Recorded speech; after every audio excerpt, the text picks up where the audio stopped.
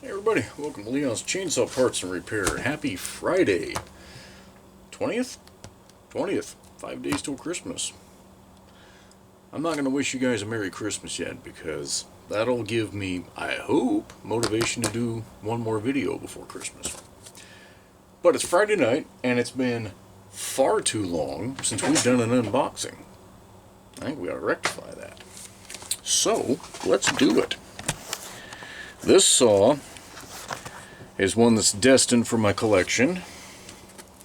That zoomed out. Oop. There we go. A little better. It's one that came from Canada. It's a model that would have only been sold internationally. Truth be told, I haven't seen one in the European market, but I have to assume they probably made it there. I don't know. Hard to say not knowing. Oh, this is packed nice. Travis, thank you. If you're watching this, thank you. The gentleman that sold this saw bought parts from me to fix this saw.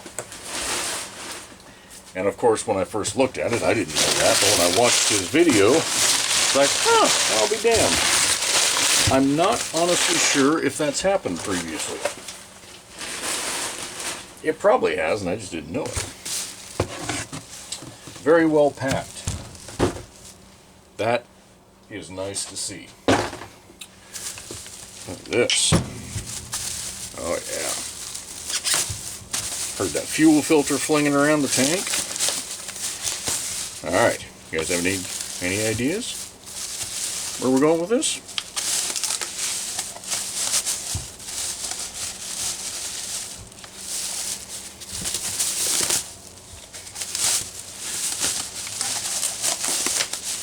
She's not going to win beauty contests.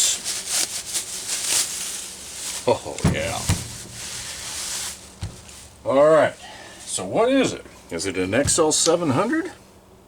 No. It has an XL700 cover because the original cover was all jacked up. Now this is a Terry XL700 cover, as we've got the French writing on there. Kind of cool. You can tell the paint color difference.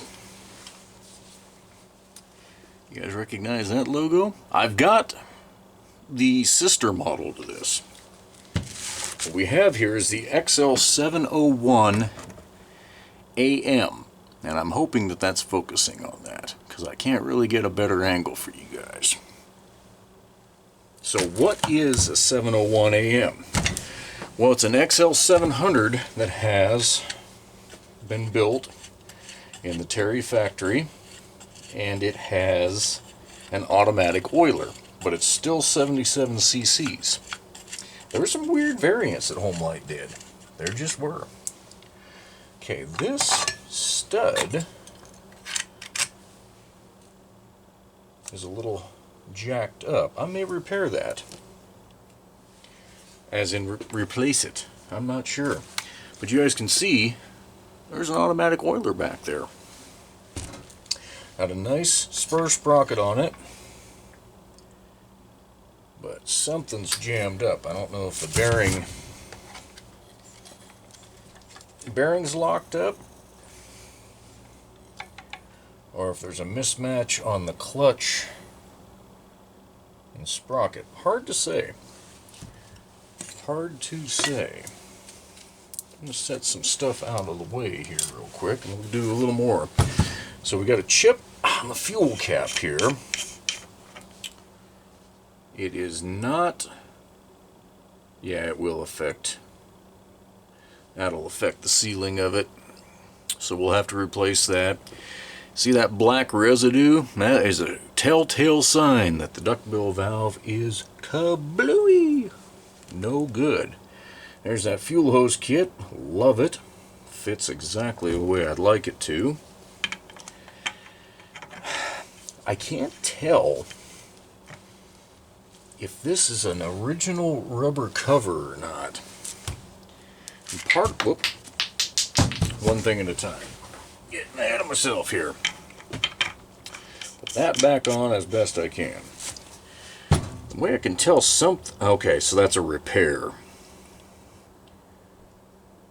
The manuals I have don't show a rubber covering for the 701, and this red bracket leads me to believe that that was changed out. But man, you look at the patina on the paint, it was probably a long time ago that it was changed out. That is normal. That has the early quote-unquote anti-vibe bushings in there, and those screws are tight. That's the way it's supposed to be. I'll probably go through this in some more detail. You can tell the muffler's been replaced. That looks really nice. I don't remember if that came from me or not. It might have.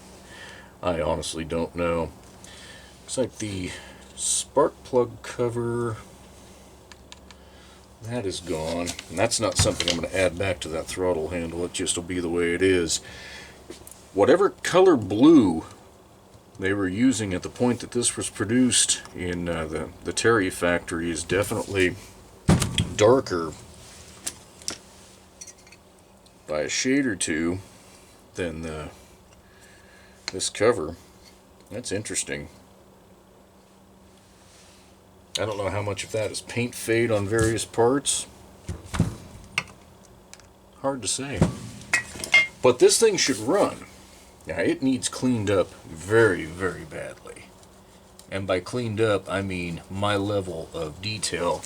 Like all this crap that's here on the starter. I'm going to take the time to clean all that up. You know, get this cleaned up. Well, probably, I'm guessing, based on what I'm seeing here on the flywheel, that she's pretty scuzzy in there with packed sawdust and grime and crap.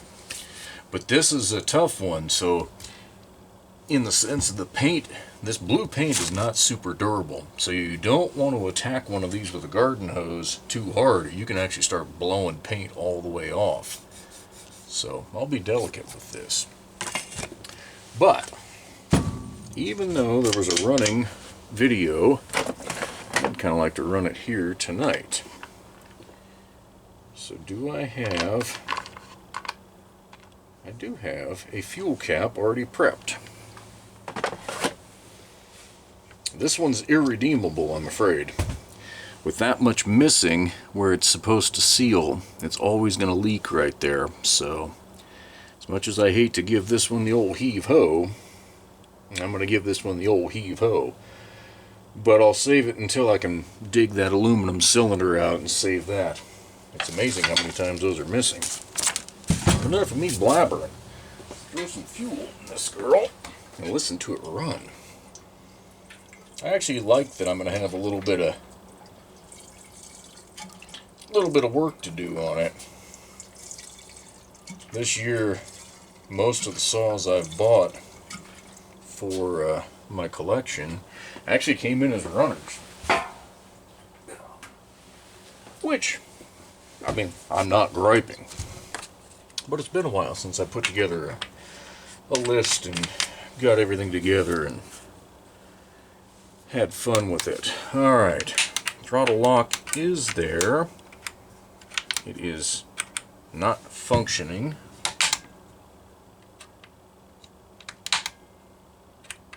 So that pin is probably damaged.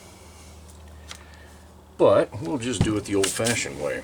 We'll wait to hear it burble and then take the choke off. Good compression.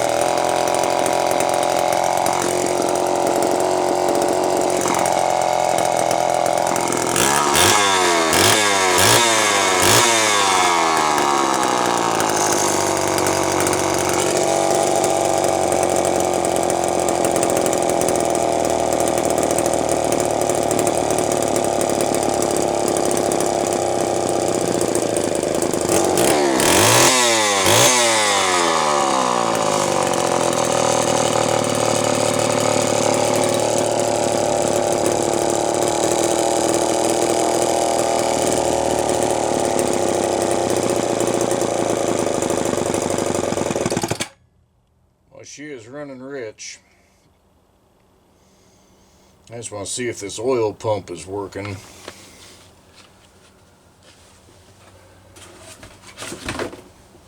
Before calling it a night and going to find some parts. We'll try tuning it too.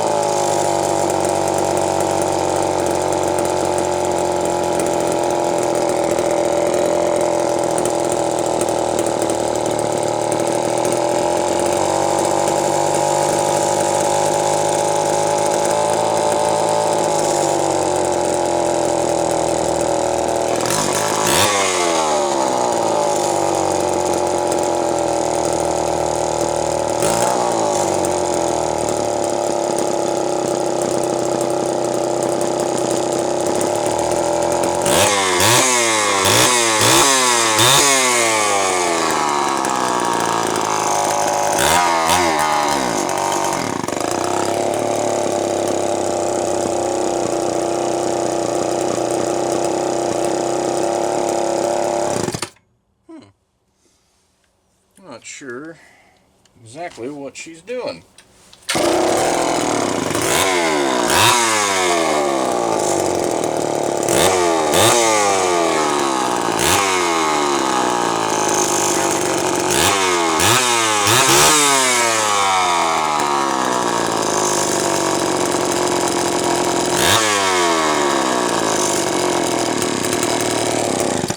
Okay. Whew. Smoking. Well, I was way out of tune for my fuel mix and my elevation, but that's okay, I'll figure it out. This handle is actually bent. It's taken an impact in here somewhere, so.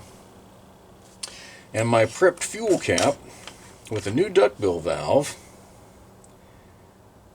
is somehow magically leaking here. Now, it's still got a standard cork gasket in there, and I think I'm going to remove that and use one of my aftermarket O-rings that I think works so very much better,